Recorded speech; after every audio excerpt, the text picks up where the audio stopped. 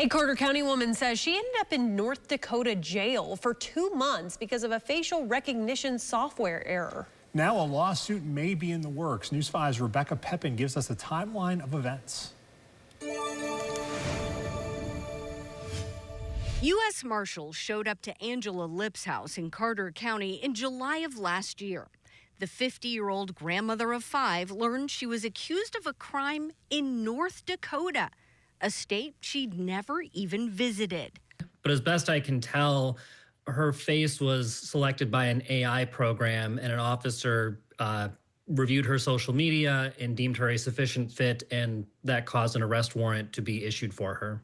According to court documents, Fargo police were investigating a bank fraud case where someone had used a fake U.S. military ID to take out thousands of dollars between April and May of 2025. Lip's attorney says it appears AI software that examined surveillance video flagged Lips as a possible suspect. It appeared that officers had information that Ms. Lips was from out of state and had no connection to the area. I haven't seen any information suggesting to officers that she was ever in the area or took part in these activities.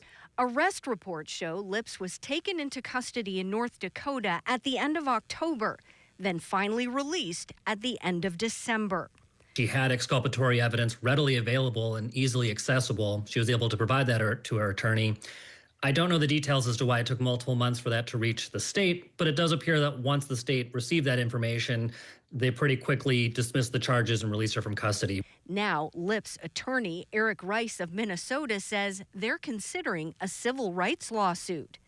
I just want to highlight that this is a potentially very troubling circumstance. What we have here is a person who had no connection to North Dakota, did not engage in any conduct that made her a criminal suspect, and merely because a computer selected her photo among others, she was dragged halfway across the country and criminally charged. Rice adds he hopes this case serves as a reminder to other police departments across the country.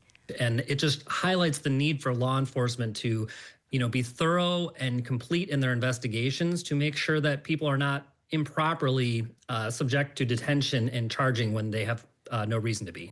Rebecca Pepin, News 5 WCYB.